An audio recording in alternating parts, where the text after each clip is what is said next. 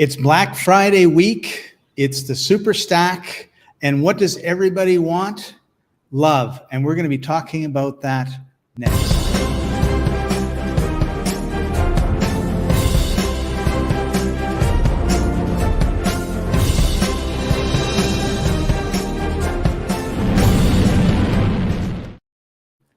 So all week we've been putting on these live streams. They're at 6 o'clock Eastern.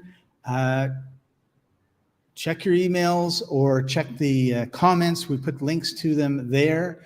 And we're really excited because we've been talking about things like blockchains and writing and creativity and videos and all those sort of cool things. And today it's not Valentine's Day, it's not February, but we're going to be talking about intimacy because we have an intimacy expert joining us. And one of the things that she's done is interviewed Whoopi Goldberg. So I don't really want to go any further making you wait. I want to bring her on right now because that, to me, it must have been like an incredible experience.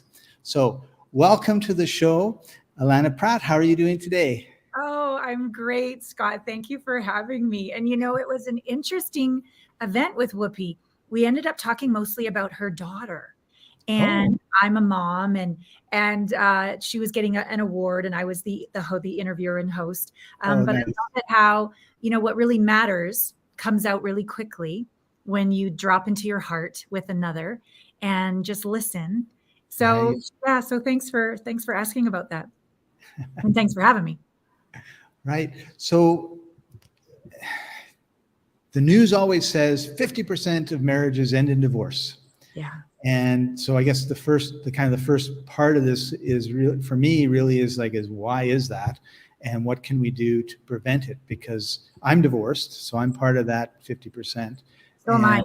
This month. Me too. and I wonder if there are patterns or if it's just everybody's individual and I mean, I really don't know, you know, I don't even know what I think about this, actually, to be quite honest.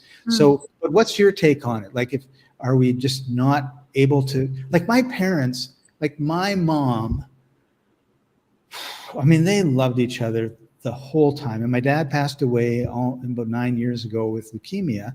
So it was a slow passing. So she had lots of time to adjust and everything else, because I was wondering how she was going to react. She was like, better than the rest of us, to be quite honest. Wow. And but so a few years go by after he passes away, and I go visit her on Vancouver Island, and I say, like, let's go see Dad. And she's, yeah, I was going to ask you if you wanted to go. So I drive to the cemetery. He was cremated and popped in the ground there, and we're driving by, and the cemetery has this new thing. It's like this wall, and windows, and then you look in and there are the urns, right? And so my mom's looking at this and she's like, wow, like this, and she sounds really excited about it, if you can be excited about that sort of thing, right? Okay. And so I said, well, Mom, like, is that where you want to be? And she goes, oh no, I want to be buried beside your dad. Oh. And my heart just like, it just blew open, and then I could almost cry just thinking about it, you know? So, but that's kind of the I think of it as a fairy tale love, right? Like, it's not, I mean, I'm saying that cynically, and I don't really mean to be cynical about it, but that's kind of, I feel like my parents kind of had the love everybody wanted, and they'll be the first to tell you that it wasn't all roses, right? But that's just, so I'm like, is that just something that happened if you were married in the 50s or 40s or? Well, what just happened when you got moved, I think, is the main thing that's missing in our faster, I think, than your parents' paced world. To me, intimacy is about slowing down and putting our walls down and opening our heart, which is scary, and being vulnerable and having our own back. So we're not seeking our worth in the other. We have our own back. We know our worth, yet we're willing to be transparent. We're willing to not have it all together. We're willing to not be codependent, but to depend on another, to lean on another, to not be perfect. And I think in our culture, it's always got to be bigger, better, more, faster, and don't let them see you sweat, and don't slow down to feel. Don't slow down Right. to feel. And your parents, my parents, they didn't, I mean, we actually didn't even grow up with the internet, right? So they definitely didn't have the impact of so much information that a lot of us do now. Right. So I don't think many of us are actually in our bodies, like in our heart, Yeah. grounded, Right. centered, and confident from the inside out. And so Right. start to look for confidence from things or people or achievements or accomplishments. And if it doesn't, once we get it, we got to keep it so we can get manipulative, or we can pretend we'll say yes, but really our heart says no. There's a lot of reasons why I think these relationships are more challenging these days, which is why I decided to call myself an intimacy expert, not a dating expert or a relationship expert, but the core of it all, our intimate relationship with ourselves. Yeah, like I think a lot of people that I know have a very, so here's a question I have. How many intimate relationships can you have? Oh, I think, well, to me, everything is a relationship. My relationship with you right now, with myself, with my body. I can have a relationship with my son, with nature, with my purpose, my mission. I can have a relationship with money. Like everything's a relationship. And so given everything's a relationship, what kind of relationship do I want to have? I want to have a real, honest, vulnerable, transparent, heart-centered relationship. So I want to have an intimate relationship with everybody. Now, I'll just have sex with my lover, but other than that, well, I mean, that's boundaries, right? Like there are certain, we have our boundaries, and we work within those boundaries. Yeah. So I think every relationship is an invitation to be intimate, real, honest, vulnerable, heart open, connected, present. I would much rather, well, that's why I created my job. So I get to do that all day. So I'm really blessed.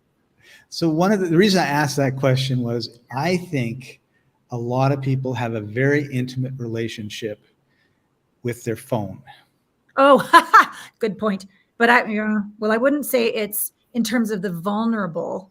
No, but it's hard, but addiction is more like it, don't you think? Yeah, and the reason I said use the word intimate was because the only times I really ever felt jealous was when that person was like ignoring me and scrolling through Instagram. And I just thought, you haven't seen me in a few weeks because I travel around, and the first thing you do is walk in, sit on the couch, pull out your phone and scroll. And I just... It hurts, doesn't it?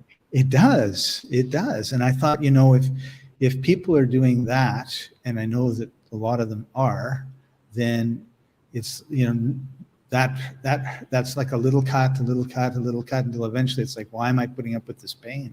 Right. But let's break that down. That's a really great example. It's, I'm going to say, more challenging to put your phone down, face your feelings, and be with another authentically. That's challenging. It's easy to shut your heart, ignore, and scroll. That's easy. So we want to really look at the where are we going to be brave, and where are we going to hide, be cowards, avoid. Right. And hiding, that's a really good word. Yeah, like I'm going to have this conversation with you like this if it's okay with you. Right. I know. So in today's world, we get a lot of quick hits, a lot of dopamine rushes off of our phones. Yes. And we need to cultivate a healthier way to balance our hormones and connect with ourselves. That connection is the dopamine rather than the hit from the phone. We will, if we're willing to slow down, heal our hearts, open our hearts to ourself. I don't know what the viewers' beliefs are. So God or the divine or the universe or the field, whatever word works for you. Right.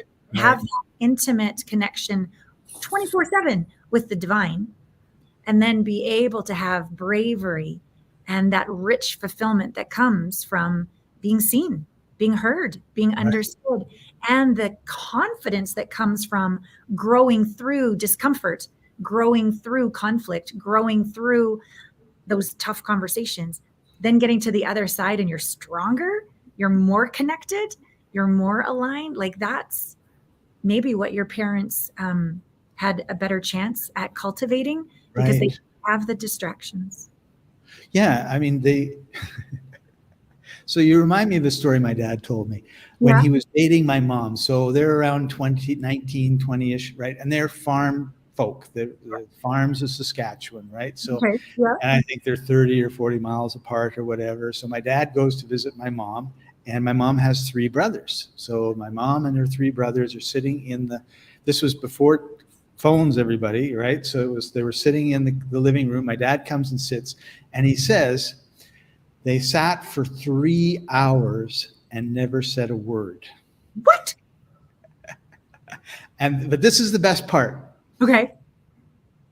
The oldest brother gets up, starts putting on his jacket to go. The next brother gets up, puts on his jacket to go. The third brother gets up, puts on his jacket to go. My mom gets up to put on her jacket to go. And she looks at my dad and says, "What are you doing?" And my dad is totally stupefied. Like, I don't know what, I'm sitting here. What are you doing? And my mom, like, they've been talking about this for 3 hours, says to him, "Well, we decided we were going to go to the pub in Griffin. So we're going. Like, what are you doing sitting there? Let's go." And I think that they were all telepathic.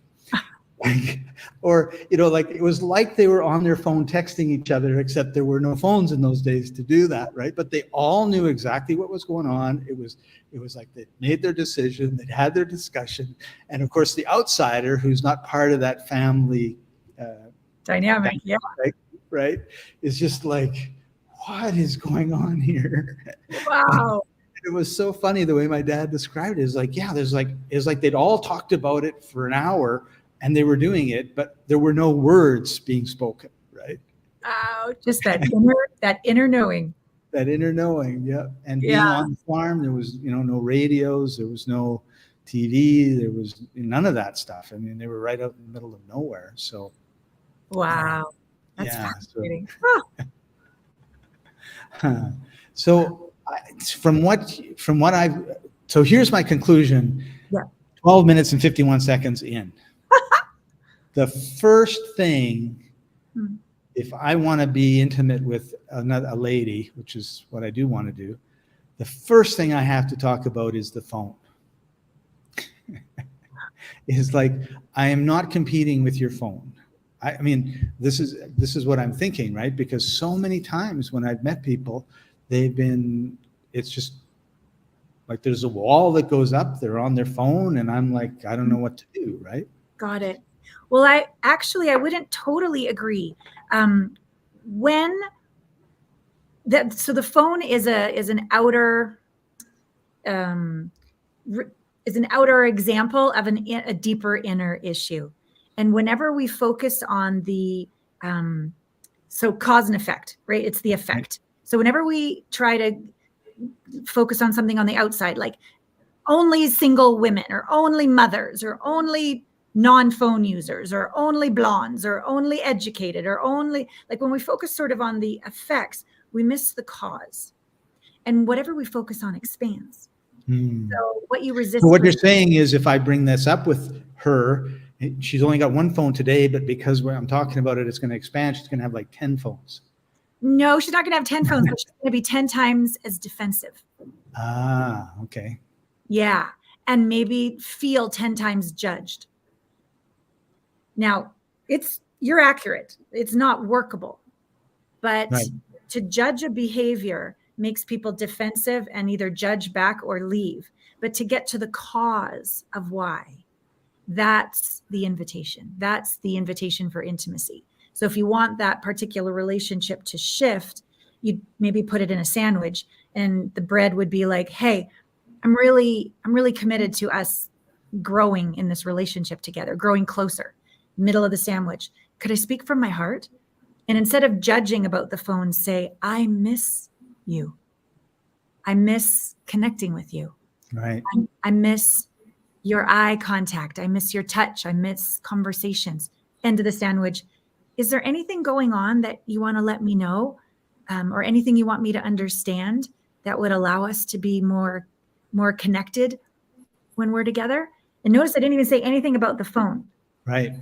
Now, if she's somebody that wants to grow as a human and grow with you in relationship, that way of presenting it, I think is going to go well. I don't know about dating profiles. I have the world's first partnering app because I believe dating apps don't work. But when I've looked at profiles on dating apps, when someone says, I'm not interested in anybody with baggage, or I'm not interested, like, that's so sexy, not, right? Yeah. And who doesn't have baggage? Right. And so if we say, I'm not interested in anyone who stays on their phone, it's not going to make you sexy, Scott. Right. For someone, it's going to sound like a judger, as opposed to that kind of communication skills and the invitation to go more deep. Who knows what she might say, well, the last time I opened up, you disagreed with me and I didn't feel heard. So I know it's a little passive aggressive, but I didn't know what else to do. Like, who knows what she'll say? Right. Right. But this is so the one thing I wonder about is the phone a defense mechanism? I say against me, and just using this example, or is it just a habit? And I want. It can be both. Yeah, it can be both. And when I look around at people, like at the coffee shop and stuff, I'm thinking, it's definitely a habit, because I remember in the old days, they'd sit around a little table, have coffee, and you'd be talking with everybody, right? Yeah. Well, it's safe. It's safe for people who don't feel confident, who don't have communication skills, who haven't, like you told me before we went live, you're traveling the world, who maybe haven't gone outside their comfort zone. It's very safe. And then it's a hit, because you can get a message, or you could get all this stimulation. So it's somebody liked my picture. And you have this illusion that you're good enough, right? On the phone. Right. Okay. So it's a habit, but it's also an escape. It can be an escape, and it can be the source of your worth, which is really kind of scary. Right? Right. So if you're not careful, you're attacking that person's self-worth. Well, yes, you're attacking their safety, their sense of worth, their dopamine hits, all of this. So we want to not judge it, even though it's accurate that it's not working. And we want to invite them from a heart-centered, compassionate, brave place, asking for what you deserve, because you do deserve intimate conversations. Right. You do deserve both people. Yes. And so that's what I'm about. Teaching people how to heal their hearts so they can open them, which allows them to be brave. Brave isn't pushing from the mind. Brave is courage from the heart, right? La cour, the heart. And so when we can do that, we can stay connected to ourselves. A lot of other people don't want to feel the pain that they're in, the loneliness that they're in, the lack of self-esteem, the fear about money, all the being locked up in our houses for a long, long time. Right. So a lot of people don't know how to feel feelings all the way through to calmness, resolution, confidence. They just have this uncomfortable feeling of shame or fear or mad or sad. And they're like, ooh, and they push it down by getting on the phone. Right. And now, is that something that you deal with in the HeartMates Intimacy Training that you have in? Yes. Yeah. Yeah, definitely. Okay. All about this. Yeah. We're going to take 7 seconds. Okay. And talk about it.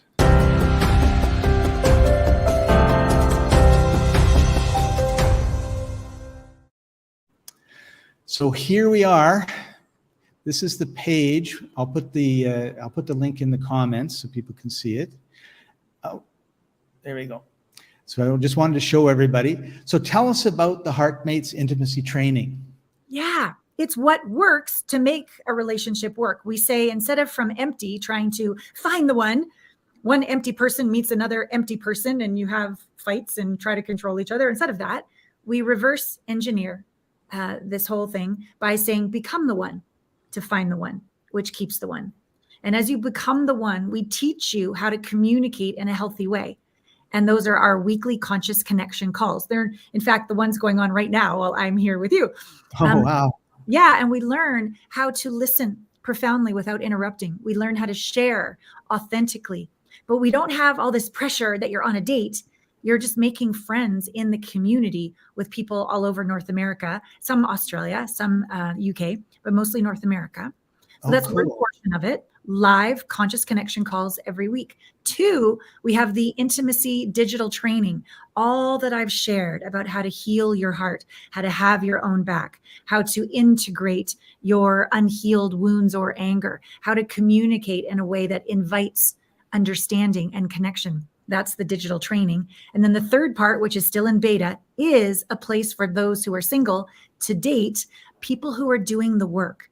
People, when things get tough, don't ditch, ghost, or blame. People who are doing the work so that when it's an uncomfortable conversation, you lean in, you open your heart, and you get closer. So these is the community of people that are willing to become the one, to find the one, to keep the one. Cool. And so that's available in the Men's Success and Lifestyle Super Stack, and also in the Women's Confidence, and I forget Actually, what they told me for the women's confidence and career is a different product. It's it's a meditation, 3 meditations, and called Sacred Erotic You, and also my book, How to Be and Stay Sexy. Because one of the biggest misnomers about confidence is that it's outside in. No, that's an accomplishment. An accomplishment is on the outside, an achievement is on the outside, and it does make us feel good, but it also makes us feel bad when we don't accomplish and don't achieve.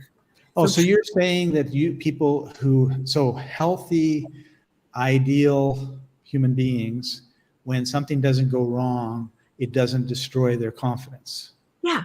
I mean, you're allowed to be sad. That's called being human. But some of us literally give up on love, give up on our dreams, give up on our ideal job, give up on traveling the world like you. Like, we give up. We literally give up. Right. But when we have confidence from the inside out, which is what those meditations and that book for the ladies teach, then you have this inner radiance, this inner confidence, this inner youthfulness, this inner vitality, and the willingness to go for it, and the willingness to be yourself, and the willingness not to give up. If you fall down 7 times, get up 8. It's fine. Right. Keep going. That's the important part. I think that's really going to help them if they're interested in confidence and career, is to not have it all be about the outside, but be sure you're balanced with confidence on the inside. That allows you to be magnetic and actually attract clients, more money, an ideal position, as opposed to try to be good enough to get something. It's a very different energy when you're interviewing or on any discovery calls with clients, if you are confident and inviting them to work with you. And it's a huge difference when you're with that person that you want to be with and you haven't, the first date and, the millionth date. Oh, yeah, exactly. If we turn it over, so the men's, my understanding is the men's is more about their success and their lifestyle. And for the women's, it's for confidence and career. But it all comes down to our relationship with ourselves. Right. If we're looking to the other to make us happy, to tell us we're good enough, to make us feel safe, then we're actually we have so much neediness, we're actually going to push them away. Right. And we don't want to do that. No. Yeah. So what's attractive for love and success in career is being home in yourself, being that magnetic person who's home in their own skin. Being at home in your own skin. Yeah. So do you find, is that something that you find kind of happens naturally? Maybe, obviously with one person out of 7 billion, I guess it would, but generally speaking, this is not something that's a natural occurring phenomenon, I would think. No. Trained not to. You sound like you had super, super cool parents, but most of us, when we were growing up, we learned to get love by not speaking up, Right. by not crying, by getting good grades. We and not that our parents were bad people, but we didn't learn that our very unique essence was enough. We had Right. to do something to be enough. Or And be our something. parents, to be fair, they weren't trained on any of this, how to raise children this way. They were taught by like, I know my parents were taught by their parents, and Of course. their parents told them to be quiet, and they were busy trying to make sure that nobody froze to death in the winter, and so they didn't give a lot of affection or any of that sort of stuff. So yeah, so we all of our parents did their best. So now it's our job to reparent the aspects of us that maybe are lonely or needy or insecure, and build that intimate relationship with ourselves on the inside. It's not, we're not born this way. It's almost like we forget who we are to remember who we are. Right. And to come home to who we are. And when you do this inner work, you start to wake up being happy for no reason.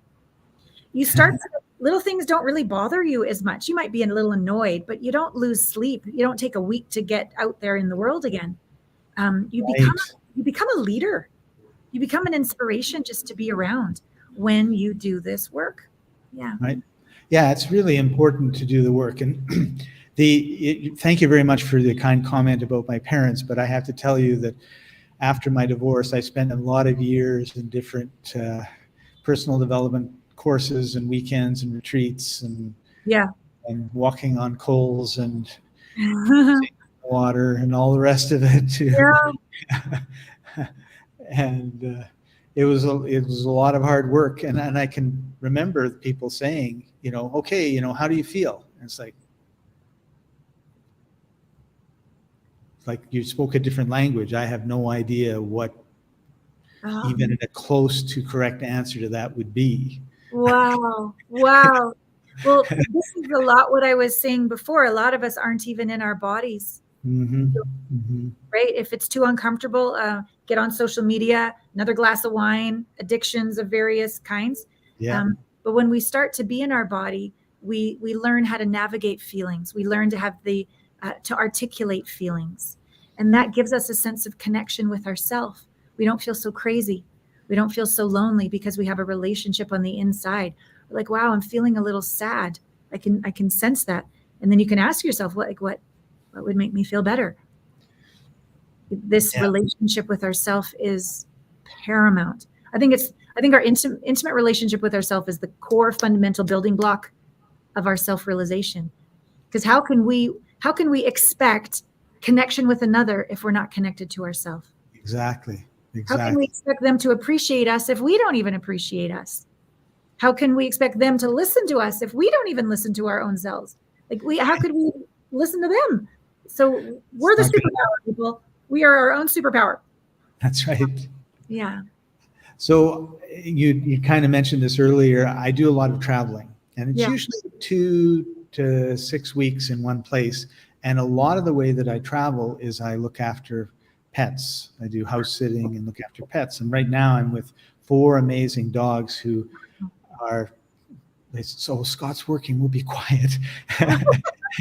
Normally it's bark, bark, bark, bark. And when I first started, I didn't have pets growing up, right? And so it's kind of weird that I'm doing this and I'm enjoying it, because if you look at my first 60 years of life, I visit my sister, she had a dog, but that was it, right?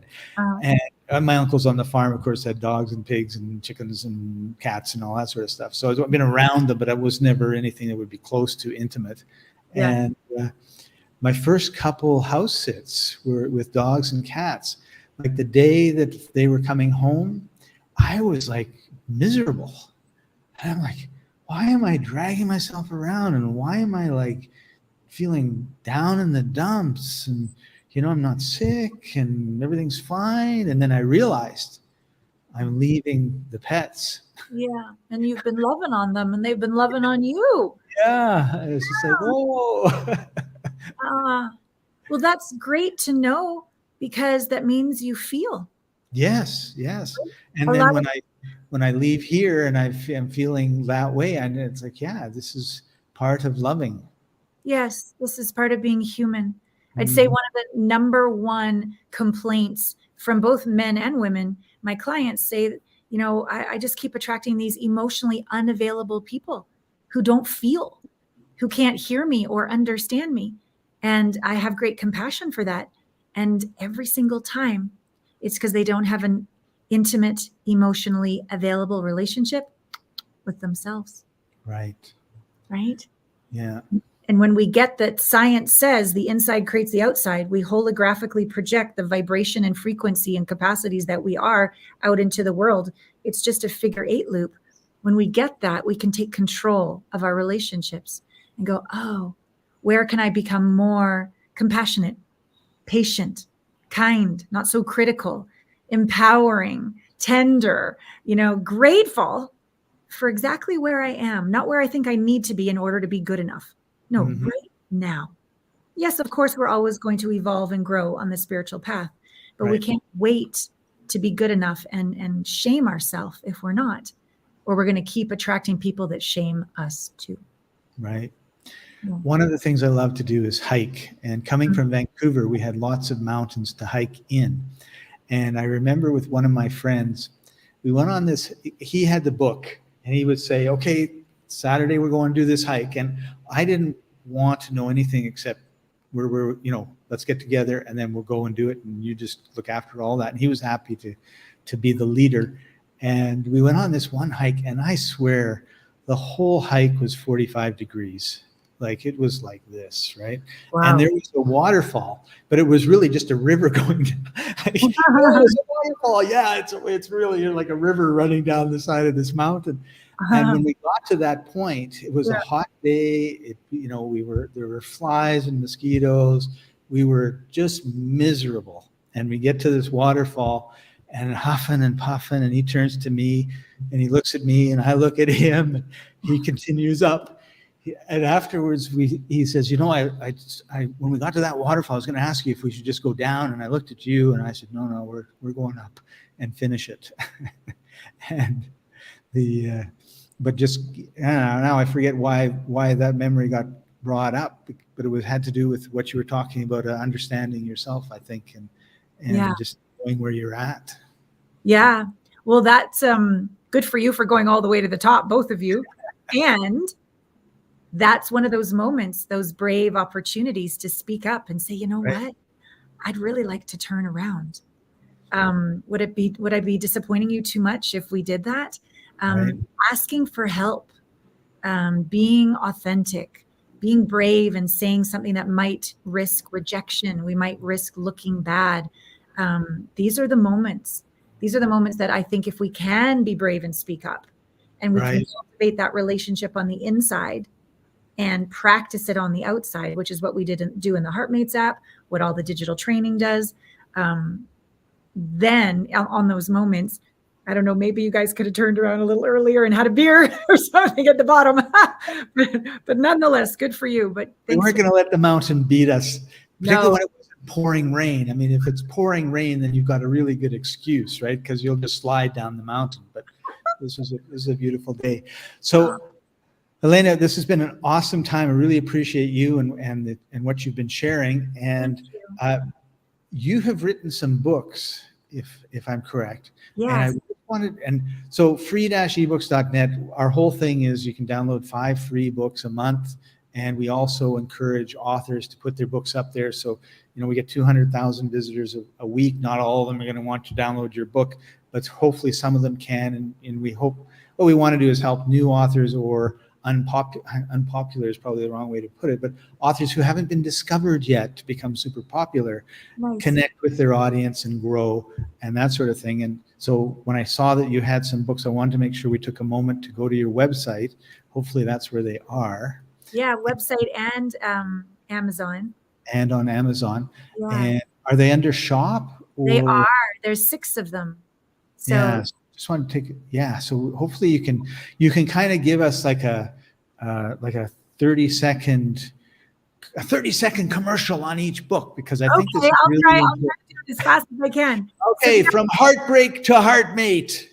Yes. So I wrote that one during COVID, Lockdown Love, the 7 steps of having that intimate relationship with yourself. so you can heal that heartbreak and attract your heart mate.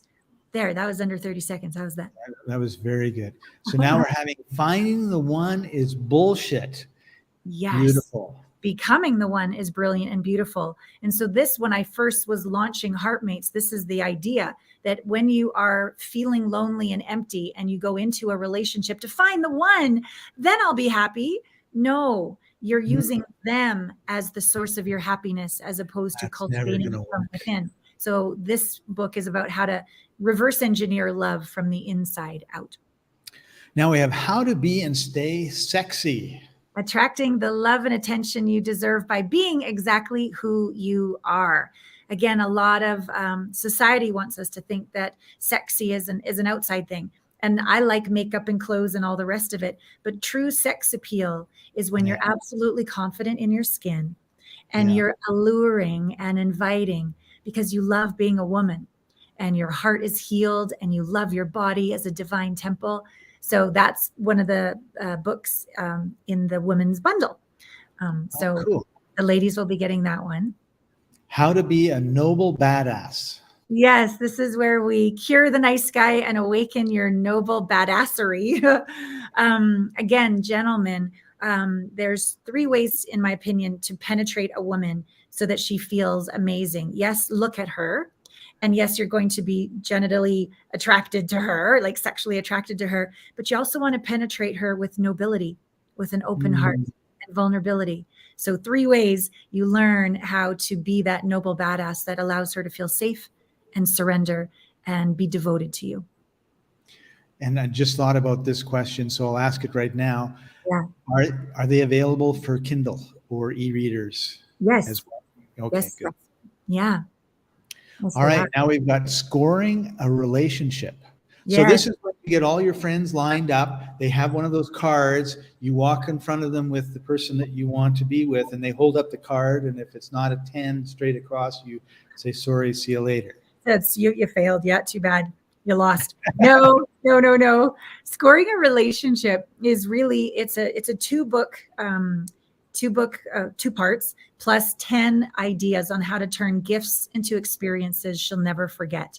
And so what men don't always understand is that while 12 flowers, like a dozen roses is lovely, but if you gave me 1 rose at a time with 1 reason why you appreciate me, you've just turned that very gift into an experience she'll never forget. And that's how you score a relationship. That's awesome. From heartbreak to HeartMates. Didn't we just do that one? Yeah, that was the featured one at the top. The featured one at the top.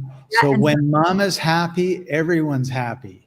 Yes. And so this is the missing handbook to motherhood that I wish I had.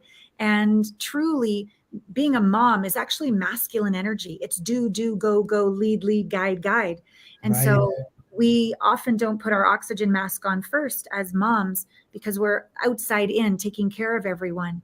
But then we get cranky, resentful, we're not present, we're not playful, and we don't have pleasure being a mom. So this book are practices so that we fill ourselves up from the inside out so that when mom is happy, everybody's happy. Awesome. And then, now we've got some meditations we should. Yeah, that first one, Embracing the Sacred Erotic You, is also in the women's bundle. So that one I filmed. I think all the good stuff is in the women's bundle. Well, it is some good stuff. That's why I chose it. Those are actually recorded in the jungles of Costa Rica. And there's some it's beautiful to listen to before you go to bed, before you go out on a date, before you start your day, just to remember your delicious and sacred worthiness from the inside out. And then the 2 thriving intimacy meditations, there's 35 meditations for her and for him. And they're anywhere from 3 minutes up to about 20 minutes. And my clients, they report that one guy even listens to it before he goes into the gym because he gets a little nervous to go into the classes. But that was what I've been telling him to do so he can start to meet more people. And so he listens to my meditations to give him confidence to just show up and do things. He's newly divorced and he hasn't dated for 20 years. And so he just needs some extra support. We all need extra support. Yeah, that's right. Grow. Yeah. And then you have a coaching program. So why don't we talk about that before we sign off? Great. Thank you. Yeah. Well, I've been a coach for 20 years. I have group coaching and private coaching. I've got a retreat coming up in Mexico in February. And this is a group of people that come together because they want to be more authentic. They want to be more brave. They want to live unapologetically. They want to be who they are in life, in conversations, in the bedroom, and they're having difficulty. Maybe difficulty forgiving a past spouse or lover. Maybe they are ashamed of who they are. Maybe they haven't cultivated that sense of freedom to express who they are. And I help them. And so I help them privately. And our group coaching that I do every single week is probably one of the safest, most authentic soul families that you might have ever found, so that you actually grow more together because you realize you're not alone. And when one person has something to celebrate, we all celebrate. And when one person's had a bad day, nobody fixes you. Nobody tries to say, oh, it's going to be fine. You just get to be real. It's a safe place to be real, which is so rare and so healing. That's beautiful. Thank you, thank you, thank you. Mm-hmm. And so the website where you can go for all of this, in case you're listening and not watching, is allanapratt.com, ALLANAPRATT.com. Thank you. Yes.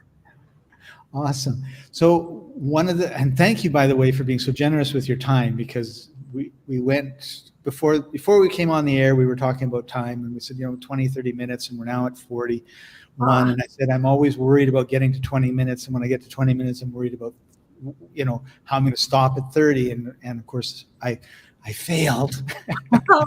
Oh, well, thank you. I appreciate you asking such great questions. I appreciate the stories you shared with us about your parents and your life. So it's been a pleasure to be with you, Scott. Awesome. And before we go, I always ask for one last favor, and that is what I call, and I usually tell people before, but I totally forgot. So you're going to be like totally surprised, put on the spot, and well, what are you going to say? And I can't wait to hear it. Okay. Right after this. Oh.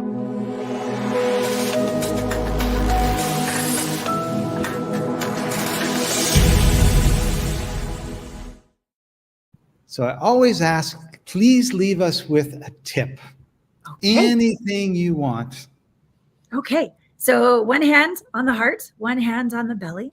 And this is my request when everyone goes to sleep tonight. Don't just go to sleep, but connect in with your body, connect in with your heart, connect in with your soul, and just say, hey, sweet thing, what have I not slowed down to hear you say? And begin that intimate relationship with yourself.